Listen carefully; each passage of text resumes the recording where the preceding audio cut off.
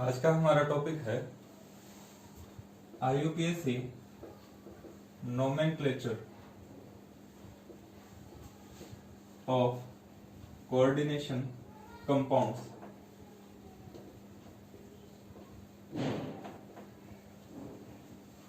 IUPAC nomenclature of coordination compound मतलब संकुल यौगिकों का IUPAC नामकरण। तो इसमें देखिएगा दो चीजें हो सकती है क्या कि एक तो हमें सूत्र से नाम लिखना पूछा जाए, सूत्र से नाम लिखना पूछा जाए, या फिर क्या हो सकता है कि आपको नाम दे दिया जाए और नाम से आपको सूत्र बनाना हो, नाम से सूत्र लिखना। ठीक है, तो ये दोनों चीजें हो सकती है। आने वाली क्लास में हम ये दोनों ही चीजें सीखेंगे, लेकिन आज हम बात कर रहे हैं सूत्र से नाम लिखना। ठीक है, मतलब फॉर्मूला आपको दिया जाएगा और उससे आपको IUPAC नाम लिखना है। तो देखिएगा हम IUPAC नाम कैसे लिखेंगे और इसके क्या रूल्स हैं। ठीक है, तो सबसे पहले जब हम सूत्र से नाम लिखेंगे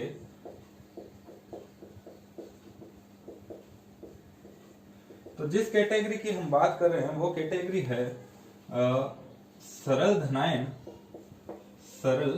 धनायन और संकुल ऋणायन।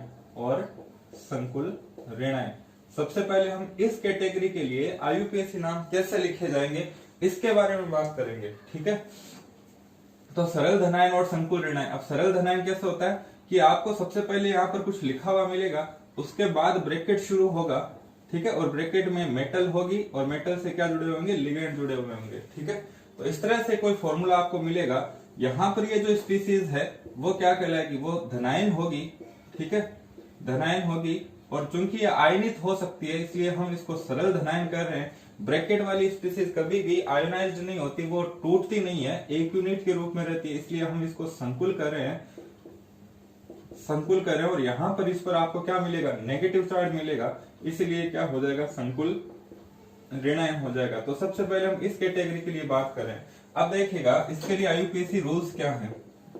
अगर इस तरह की कैटेगरी का कोई कंपाउंड आपको दिया गया है तो उसका IUPAC नाम आप कैसे लिखेंगे, उसका IUPAC नियम देखिए। जैसे सबसे पहला नियम ये है कि आप क्या कीजिए, ये यहाँ पर जो धनायन आपको दिया गया है उस धनायन का नाम लिखिए बिना उसकी संख्या बताए हुए। आपको उसकी संख्या कितनी है इससे कोई फर्क नहीं पड़ता, उसकी संख्या मेंशन नहीं करनी है। ठीक है, तो सबसे पहला नियम हो गया कि धनायन का नाम, ठीक है, बिना संख्या बताते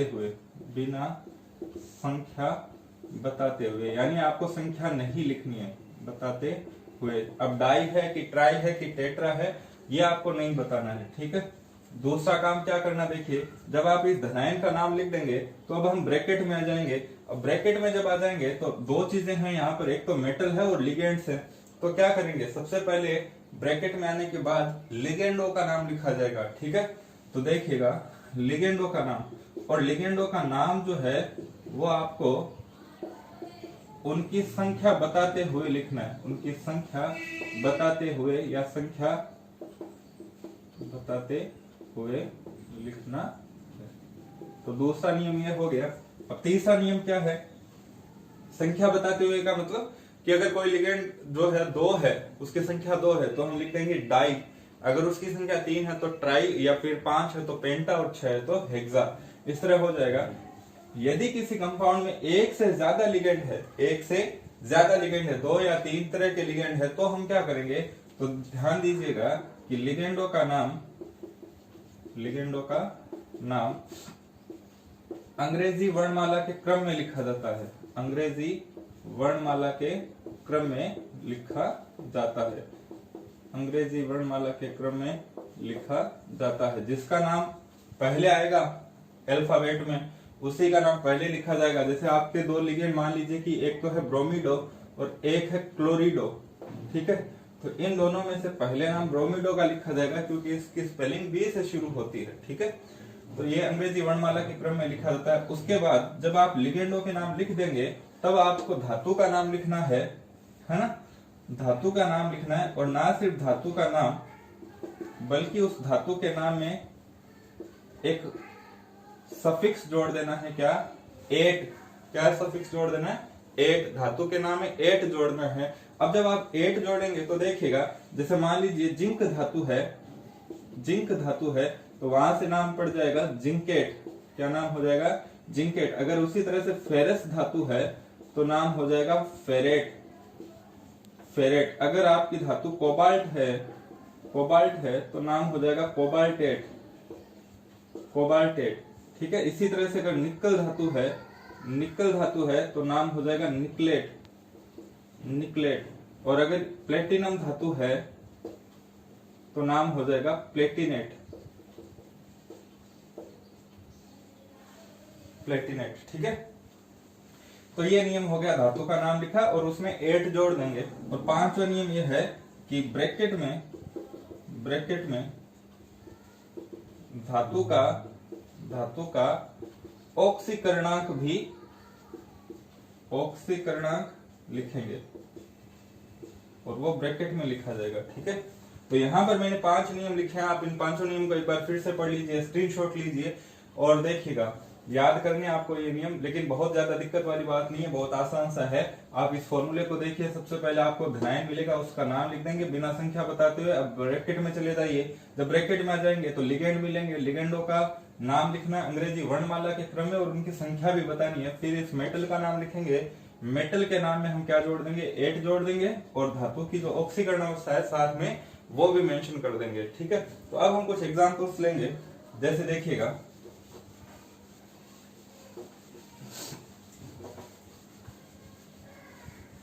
मैं कुछ एग्जांपल्स बनाता हूं और साथ ही हम उनके IUPAC नाम भी लिखेंगे। जैसे मैंने एग्जांपल बनाया K4FeCN का होल 6।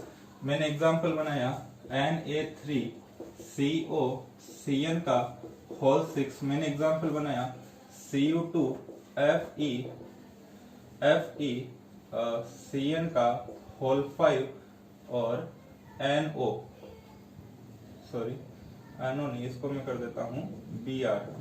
ठीक है, ये कर दिया। या फिर कुछ और एग्जांपल हम देखते हैं। जैसे मैंने ये बना लिया NH4Fe और इसको हम कर देते हैं Cl4 और H2O का होल ट्वाइस। ठीक है, ये हो जाएगा। इसके अलावा हम ये पढ़ लेते हैं CuPt और Cn का होल 6। ठीक है। तो यहाँ पर हमने कुछ एग्जांपल्स बनाए। अब हम इन सब के IUPAC नाम देखेंगे। तो देखिएगा, इसका हम IUPAC नाम कैसे लिखेंगे। सबसे पहला काम क्या करना था कि धनायन का नाम लिखना बिना उसकी संख्या बताते हुए। तो ध्यान दीजिएगा, धनायन का नाम हम लिख देंगे पोटेशियम। क्या चीज? पोटेशियम। ठीक है। अब एक बात और ध्यान में रखनी है कि ये स्पीसी जो है आयनित हो सकती है, मतलब अलग हो सकती है, लेकिन ब्रैकेट वाली स्पीसी जो है वो एक यूनिट है। तो आपको क्या करना है, इस सरल धनायन और जब आप संकुल आयन का नाम लिखें तो इन दोनों के बीच में स्पेस देना है। ठीक है, स्पेस देना। तो पोटेशियम के बाद में स्पेस आएगा। और साथ ही यह भी ध्यान रखना है कि जब आप ब्रैकेट वाली स्पीसी का नाम लिखें तो वहां पर वो नाम एक ही लाइन में लिखा जाएगा, कोई स्पेस नहीं आएगा। ठीक है। तो ये हो गया पोटेशियम। अब इसकी संख्या मेंशन नहीं करनी थी, टेट्रा है ये बताना नहीं है। ठीक है, पोटेशियम हो गया। अब हम ब्रैकेट में आ जाएंगे। तो ब्रैकेट में आ जाएंगे तो आपको लिगेंडों का नाम लिखना है। लिगेंड क्या है यहाँ पर? साइनो लिगेंड है। क्या है? साइनो। कितनी है इसकी संख्या? 6 है। तो इसका मतलब हम नाम लिख देंगे हेक्सासाइनो, हेक्सासाइनो। अब देखिएगा, अब धातु का नाम लिखना है। तो धातु है Fe। मैंने अभी अभी बताया था कि जब Fe धातु हो तो उसमें 8 जोड़ते ही नाम हो जाएगा फेरेट। क्या नाम हो जाएगा? फेरेट। अब हम इसकी ऑक्सीकरण अवस्था लिखेंगे। तो ऑक्सीकरण अवस्था फाइंड आउट करना, अगर आपको नहीं पता तो मेरा पिछला वाला वीडियो देखिए, वहां से आप सीख लेंगे कि ऑक्सीकरण अवस्था कैसे निकाली जाती है। लेकिन इसमें देखते हैं, जैसे 4 पोटेशियम पर हो गया प्लस का 4, 6 साइनाइड पर हो गया माइनस का 6। तो प्लस वाला चार्ज कम पड़ रहा है, कितना? प्लस का 2 कम पड़ रहा है। इसका मतलब इसकी ऑक्सीकरण अवस्था +2। तो ये हो जाएगा फेरेट और ब्रैकेट में हम इसकी ऑक्सीकरण अवस्था सेकंड लिख देंगे, फेरेट सेकंड। ठीक है। अगली वाली अगला वाला जो कंपाउंड है इसको देखते हैं, इसका नाम क्या होगा। तो नाम हो जाएगा सबसे पहले सरल धनायन क्या है? Sodium, sodium. ठीक है। अब आगे ब्रैकेट में जाएंगे, ब्रैकेट में जब जाएंगे, एक बार मैं इस लिगेंड को चेंज कर देता हूं क्योंकि पिछले वाले में भी हमने साइनाइड ही दिया था। मैं इसको NC कर देता हूं, NC, ठीक है। तो सोडियम हो गया। अब देखिए लिगेंडो का नाम लिखेंगे, लिगेंड है NC मतलब आइसोसाइनो। कितनी है इसकी संख्या? 6 है। तो hexa, hexa isocyano, hexa isocyano, ये हो जाएगा, ठीक है। अब ये नाम आपको यहीं पर लिखना है लेकिन जगह नहीं है इसलिए मैं नीचे लिख रहा हूं, हेक्सा आइसोसाइनो। अब धातु का नाम कोबाल्ट धातु है, कोबाल्ट धातु है इसलिए कोबाल्ट 8 जोड़ती नाम हो जाएगा कोबाल्ट 8, ठीक है, कोबाल्ट 8। तो हेक्सा आइसोसाइनो कोबाल्ट 8। और अब इसकी ऑक्सीकरण अवस्था लिखेंगे, 3 सोडियम पर हो गया प्लस का 3, 6 NC पर हो गया माइनस का 6, प्लस वाला कितना कम पड़ रहा है? 3 कम पड़ रहा है इसलिए इसकी ऑक्सीकरण अवस्था होगी +3। हेक्सा आइसोसाइनो कोबाल्ट 8 3rd, ठीक है, ये इसका नाम हो गया। इसी तरह से इसका नाम देखते हैं तो बाहर कौन सा धनायन है आपके पास? कॉपर, ठीक है, कॉपर हो जाएगा। अब ब्रैकेट में जब चलेंगे तो ये है ब्रोमिडो, B से शुरू होता है, ये साइनो C से शुरू होता है। इसका मतलब पहले हमें ब्रोमिडो नाम लिखना है, कॉपर ब्रोमिडो, ठीक है। अब हम साइनो नाम लिखेंगे लेकिन साइनो की संख्या कितनी है? 5 है। तो ब्रोमिडो पेंटासाइनो, पेंटासाइनो, ठीक है। और धातु का नाम और उसमें 8 जोड़ देंगे तो नाम हो जाएगा फेरेट। और इसकी ऑक्सीकरण अवस्था देखते हैं एक बार, 5 साइनाइड पर माइनस का 5, 1 ब्रोमीन पर माइनस का 1, तो माइनस का तो टोटल हो गया कितना? 6, ठीक है, माइनस का टोटल 6।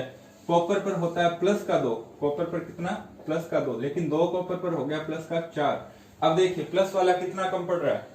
प्लस का है 4, माइनस का है 6, मतलब Fe की ऑक्सीकरण अवस्था कितनी है? यहाँ पर +2 है, ठीक है। तो फेरेट, और ये हो जाएगा सेकेंड, ठीक है। अब आगे देखिए इसका नाम करते हैं, ये कौन सा आयन है? अमोनियम आयन, अमोनियम, तो हमने लिख दिया अमोनियम, ठीक है। अब ब्रैकेट में आएंगे, आपके पास 2 लिगेंड है, एक है H2O जिसको एक्वा बोलते हैं और ये है क्लोरिडो। तो सबसे पहले एक्वा A से शुरू होता है इसीलिए इसका नाम लिखा जाएगा। तो एक्वा कितने हैं? 2 है, इसका मतलब डाई एक्वा, डाई एक्वा या डाई एक्वो, ठीक है, डाई एक्वो। क्लोरिडो कितने हैं? 4 हैं, तो टेट्रा, टेट्रा क्लोरिडो, टेट्रा क्लोरिडो। अब धातु कौन सी है? चलिए Fe भी हमने बार बार ले लिया इसलिए मैं इसको क्या करता हूँ? Cr धातु कर देता हूँ, क्रोमियम, क्रोमियम धातु कर देता हूँ। अब धातु का नाम लिखेंगे तो क्रोमियम में जैसे ही हम 8 जोड़ेंगे नाम हो जाएगा क्रोमेट। क्या नाम हो जाएगा? क्रोमेट। तो डाई एक्वो टेट्रा क्लोरिडो क्रोमेट। और अब हम इसकी ऑक्सीकरण अवस्था फाइंड आउट करेंगे, देखिएगा कैसे। H2 न्यूट्रल लिगेंड, इस पर कोई चार्ज नहीं होता। 4 क्लोरिडो पर हो गया माइनस का 4, तो माइनस का टोटल यहाँ पर 4 है। NH4 पर होता है प्लस का 1, तो प्लस का सिर्फ 1 ही है, माइनस का 4 है, प्लस वाला कम पड़ रहा है कितना? 3, ठीक है। तो डाई एक्वो टेट्रा क्लोरिडो क्रोमेट, और ये इसकी ऑक्सीकरण अवस्था हो जाएगी 3rd, ठीक है। अब इसका नाम देखते हैं। देखिए बाहर कौन सा धनायन है? कॉपर, तो हमने लिखा कॉपर। अब ब्रैकेट में आएंगे, जब ब्रैकेट में आएंगे तो लिगेंड है साइनो, कितनी है उनकी संख्या? 6, तो कॉपर हेक्सासाइनो, हेक्सासाइनो। धातु का नाम लिखेंगे, उधर जगह नहीं है इसलिए मैं नीचे लिख देता हूं हेक्सासाइनो, ठीक है, हेक्सासाइनो। और धातु का नाम उसमें जोड़ा 8, प्लेटिनेट, कॉपर हेक्सासाइनो प्लेटिनेट। और इसकी ऑक्सीकरण अवस्था अब देखिएगा, 6 साइनाइड पर माइनस का 6, कॉपर पर होता है प्लस का 2, प्लस वाला कम पड़ रहा है कितना? 4, तो प्लेटिनेट 4, ठीक है। ये हमने जो हमारी पहली कैटेगरी थी सरल धनायन और संकुल ऋणायन, उनके नाम लिखे हैं। अब हम बात करते हैं दूसरी कैटेगरी के बारे में। आई होप आपको अच्छे से समझ में आ रहा है। दूसरी कैटेगरी देखिए,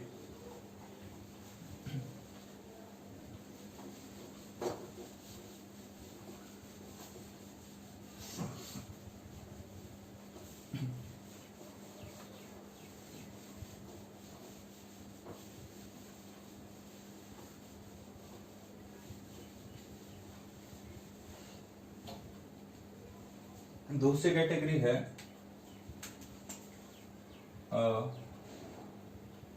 संकुल धनायन, संकुल धनायन और सरल ऋणायन।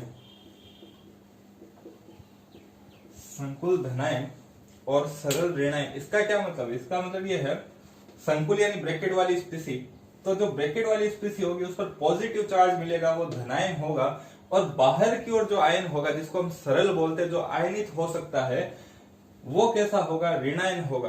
कैसा होगा? ऋणायन होगा, उस पर नेगेटिव चार्ज होगा। कहने का मतलब आपको फॉर्मूला कुछ इस तरह से दिया जाएगा कि सबसे पहले आपके सामने ब्रैकेट होगा, इस ब्रैकेट पर होगा प्लस का चार्ज, पॉजिटिव चार्ज, और बाहर कोई ऋणायन होगा, ठीक है ना, बाहर कोई ऋणायन होगा, कुछ ऐसे। तो ये वाला जो है ये हो जाएगा संकुल धनायन, संकुल धनायन, और ये हो जाएगा क्या? सरल ऋणायन। ठीक है, तो अब हम इस कैटेगरी के बारे में बात करते हैं, इसका नाम कैसे लिखा जाएगा। तो देखिएगा अब है क्या कि जैसे आपने कंपाउंड देखा तो ब्रैकेट आपको शुरू में ही मिल गया है, ब्रैकेट शुरू में ही मिल गया है, और ब्रैकेट में दो ही चीजें होती है, एक होता है मेटल और एक होते हैं लिगेंड। ठीक है, मेटल और लिगेंड। तो सबसे पहले आपको क्या करना है? लिगेंडो के नाम लिखने हैं, तो वही लिगेंडो का नाम, लिगेंडो का नाम उनकी संख्या बताते हुए, नंबर 1 रूल तो ये हो गया, लिगेंडो का नाम उनकी संख्या बताते हुए। दूसरा रूल क्या है? यदि एक से अधिक लिगेंड हो, यदि एक से अधिक लिगेंड हो, एक से अधिक लिगेंड हो, तो लिगेंडो का नाम, लिगेंडो का नाम अंग्रेजी वर्णमाला के क्रम में लिखा जाता है, अंग्रेजी वर्णमाला के क्रम में लिखा जाता है। ठीक है, तीसरा रूल धातु का नाम, धातु का नाम। अब ध्यान रखिएगा, अब जब आप धातु का नाम लिखेंगे तो उसमें कोई एट या कोई भी सफिक्स नहीं जोड़ना है, सिर्फ धातु का नाम लिखेंगे। चौथा रूल क्या है? धातु का ऑक्सीकरणांक भी लिख देंगे ब्रैकेट में, धातु का ऑक्सीकरणांक। अब हम क्या करेंगे देखिएगा, ये ब्रैकेट वाला अलग है और ये अलग है, तो इन दोनों के बीच में स्पेस लगेगा, तो इतना करने के बाद हम एक स्पेस देंगे, और अब हम इस सरल ऋणायन का नाम लिखेंगे, तो धातु का ऑक्सीकरणांक, उसके बाद में क्या हो जाएगा? ऋणायन का नाम, ऋणायन का नाम। तो ये हमारे यहाँ पर 5 नियम है। एक बार फिर से देख लीजिए, स्क्रीनशॉट लीजिए। लिगेंडो का नाम उनकी संख्या बताते हुए, यदि एक से अधिक लिगेंड हो तो क्या करना है? अंग्रेजी वर्णमाला के क्रम में लिखना है। ठीक है, फिर क्या करेंगे? धातु का नाम लिख देंगे, एट वेट कुछ नहीं जोड़ना। चौथा ऑक्सीकरणांक लिख देंगे, और बाद में क्या करेंगे? इस ऋणायन का नाम लिख देंगे। तो देखिएगा कुछ एग्जाम्पल्स लेते हैं।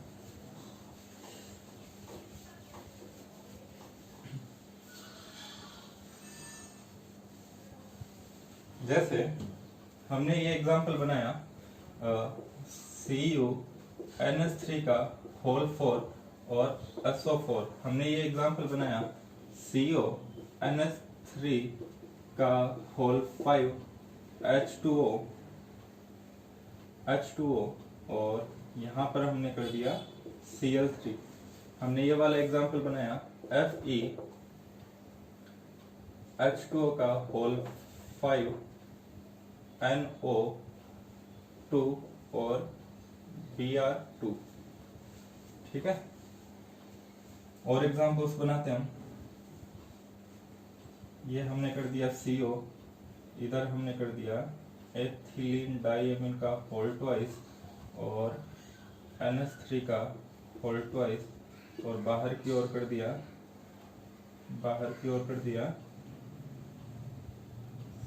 क्या लिखे? कुछ भी लिख देते हैं हम, Cl और SO4।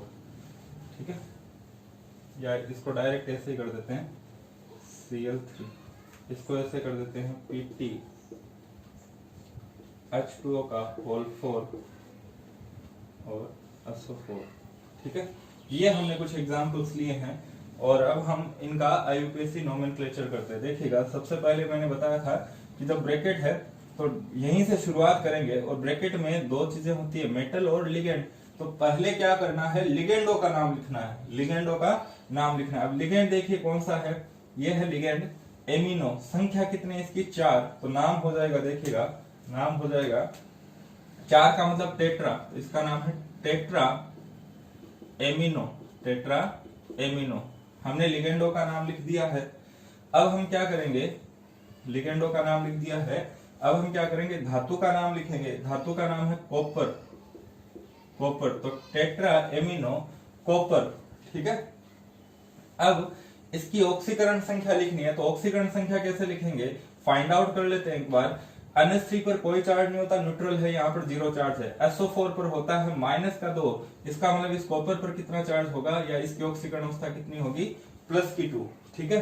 तो कॉपर सेकंड, और बाहर की ओर ये कौन सा ऋणायन है, सल्फेट, कॉपर सेकंड सल्फेट, तो ये इसका नाम हो गया। अब ठीक इसी तरह से आप लोगों ने IUPAC रूल्स पढ़ रखे हैं, बस उन पर स्टेप बाय स्टेप चलते जाइए। इन सभी कंपाउंड्स का नाम अपने आप कर लेंगे। देखिएगा ब्रैकेट है तो पहले लिगेंडो का नाम लिखना है। अब लिगेंड हमारे पास 2 है, क्या क्या, एमिनो और एक्वो। जब एमिनो और एक्वो की स्पेलिंग आप देखेंगे तो पहले इसमें एमिनो का नाम पहले आएगा, क्योंकि देखिए AMMINO और इसका होता है AQUO, तो ए तो दोनों में सेम है, तो आगे बढ़िए एम, है ना, इसलिए एमिनो का नाम पहले आएगा। तो एमिनो कितने हैं, 5 है, इसलिए पेंटा एमिनो, पेंटा एमिनो, ठीक है, पेंटा एमिनो, ये इसका नाम हो गया। अब हम इस वाले लिगेंड का नाम लिखेंगे एक्वो, पेंटा एमिनो एक्वो, ठीक है। अब धातु का नाम लिखेंगे, धातु का नाम है कोबाल्ट, तो ये हमने लिख दिया कोबाल्ट, है ना। अब इसके आगे देखिए कि धातु का नाम लिखने के बाद क्या करते हैं, धातु का ऑक्सीकरणांक, तो ऑक्सीकरणांक फाइंड आउट कर लेते हैं। 0 0 और Cl 3 है, 3 Cl पर हो गया -3, इसका मतलब कोबाल्ट की ऑक्सीडेशन स्टेट कितनी है, +3, ठीक है। तो कोबाल्ट थर्ड, कोबाल्ट थर्ड। और इसके बाद क्या है, ये ब्रैकेट वाली जितनी भी स्पीसीज थी हमने सबका नाम लिख दिया। अब हम बाहर की ओर आ जाएंगे, बाहर आपको सरल ऋणायन मिलेगा, और नियम ये कहता है कि बस इस ऋणायन का नाम लिखना, उसकी संख्या नहीं बतानी है। तो कोबाल्ट थर्ड हो गया, और इस ऋणायन का नाम क्लोराइड, क्लोराइड, ये हमने इसका भी नाम लिख दिया। आगे वाले का नाम देखिए, इसमें हम क्या करेंगे, लिगेंडो का नाम देखते हैं। H2O, एक्वो A से शुरू होता है, और NO2 नाइट्राइटो N से शुरू होता है, तो पहले इसका नाम लिखा जाएगा। कितने हैं, 5, तो पेंटा, पेंटा एक्वो, ठीक है, पेंटा एक्वो। अब देखिएगा NO2 का नाम होता है नाइट्राइटो, नाइट्राइटो, चूंकि इस नाइट्राइटो में इसका नाइट्रोजन एटम जो है वो यहाँ पर डोनर एटम का काम कर रहा है। तो अगर आपने लिगेंड पढ़े हुए हैं तो आपको पता है कि नाइट्राइटो, और उसके ब्रैकेट में हम क्या लिख देंगे, N। ये N ब्रैकेट में क्या बताता है कि इस नाइट्राइटो का जो नाइट्रोजन एटम है वो डोनर एटम का काम कर रहा है, ठीक है। तो पेंटा एक्वो नाइट्राइटो, और उसके बाद धातु का नाम, धातु का नाम हो जाएगा आयरन, आयरन, ठीक है। ऑक्सीकरण अवस्था इसकी फाइंड आउट करते हैं। देखिएगा H2 न्यूट्रल है, कोई चार्ज नहीं, NO2 पर होता है -1, 2 Br पर हो गया -2, तो माइनस का टोटल 3 चार्ज है, इसलिए Fe पर ऑक्सीकरण अवस्था कितनी होगी, +3, तो आयरन थर्ड, ठीक है। ये सब करने के बाद अब हम बाहर जाएंगे, बाहर जाएंगे तो ऋणायन मिलेगा। इस ऋणायन का नाम क्या है, ब्रोमाइड, ब्रोमाइड, ध्यान रखिए इसकी संख्या नहीं बतानी है, ठीक है, ब्रोमाइड ये नाम हो जाएगा। इसका नाम देखते हैं, दोनों न्यूट्रल लिगेंड है। एथिलीन डाइमीन E से शुरू होता है, ये A से शुरू होता है, तो पहले A का नाम, इसका एमीन का नाम लिखा जाएगा डाइएमीन, डाइएमीन, ठीक है। अब इसका नाम लिखेंगे, ये है EN, मतलब एथिलीन डाइएमीन। संख्या कितनी है इसकी, 2। तो यहाँ पर एक थोड़ा सा ध्यान दीजिएगा, जब हम एथिलीन डाइएमीन का नाम लिखते हैं तो हम डाई की बजाय वहां पर एक शब्द यूज करेंगे जिसका नाम है बिस। क्या नाम है, बिस। अगर 3 होते तो हम एक नया नाम लिखते ट्रिस, ठीक है, बिस या ट्रिस। तो देखिएगा नाम देखिए,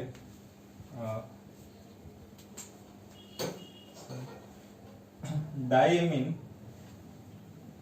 डाइएमीन, और अब हम लिखेंगे बिस एथिलीन डाइएमीन, बिस एथिलीन डाइएमीन,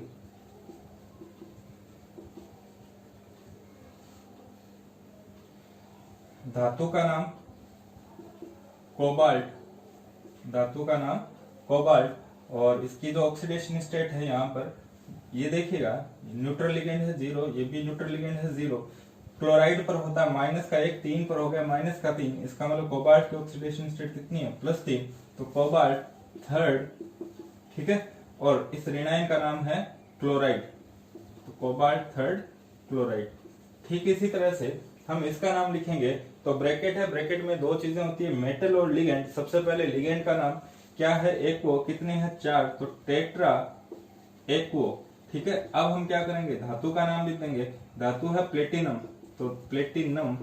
अब इसकी ऑक्सीडेशन स्टेट को फाइंड आउट करना है, तो देखिएगा H2 न्यूट्रल लिगेंड है, यहाँ पर कोई चार्ज नहीं है, 0 है। इस SO4 पर होता है -2, इसका मतलब प्लेटिनम पर कितना चार्ज है, +2 है, तो प्लेटिनम सेकेंड, और बाहर की ओर ये कौन सा आयन है, सल्फेट, प्लेटिनम सेकेंड सल्फेट, ठीक है।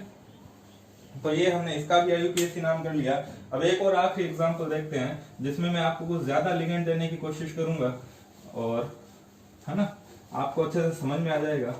आप ट्राई कीजिए एक बार कि इस संकुल का नाम क्या होगा। जैसे अगर हम कुछ ऐसा बना लें, ये हमने लिख दिया Cr, हमने लिख दिया H2O का होल 4, हमने लिख दिया Br, हमने लिख दिया NO2, और हमने लिख दिया SO4, ठीक है। अब बताइए कि इस लिगेंड का नाम क्या होगा, ठीक है, इस संकुल का नाम क्या होगा।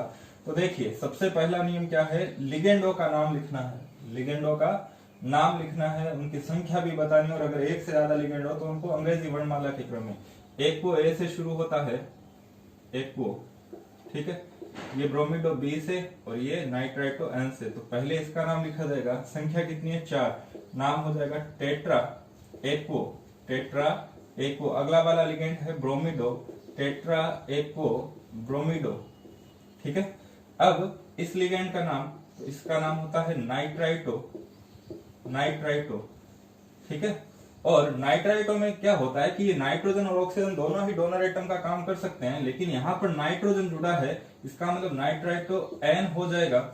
और अब हम धातु का नाम लिख सकते हैं, तो धातु का नाम है क्रोमियम, क्रोमियम। अब हम क्या करेंगे, इसकी ऑक्सीकरण अवस्था लिखेंगे। तो जब आप ऑक्सीकरण अवस्था लिखें तब देखिएगा क्या होगा, 0 चार्ज है यहाँ पर, ब्रोमाइड पर होगा -1, NO2 पर भी -1, ठीक है। SO4 पर होता है -2, तो माइनस का टोटल हो गया कितना 4, -4, इसका मतलब इस क्रोमियम पर कितना होगा +4, तो क्रोमियम 4, ठीक है, ऑक्सीडेशन स्टेट हो गई 4। और अब हम जो बाहर की ओर जो ऋणायन है इसका नाम लिख देंगे, बाहर कौन सा ऋणायन है, सल्फेट, ठीक है, सल्फेट, ये लिख देंगे। तो ये इस तरह से इसका नाम हो गया। अगली क्लास में हम पढ़ेंगे, आज हमने सूत्र से नाम लिखना सीखा है, अगली क्लास में हम नाम से सूत्र लिखना सीखेंगे। तब तक आप लोग हमारे चैनल पर बने रहिए, ज्यादा से ज्यादा वीडियोस देखिए, चैनल को शेयर कीजिए, सब्सक्राइब कीजिए और सीखते रहिए। धन्यवाद।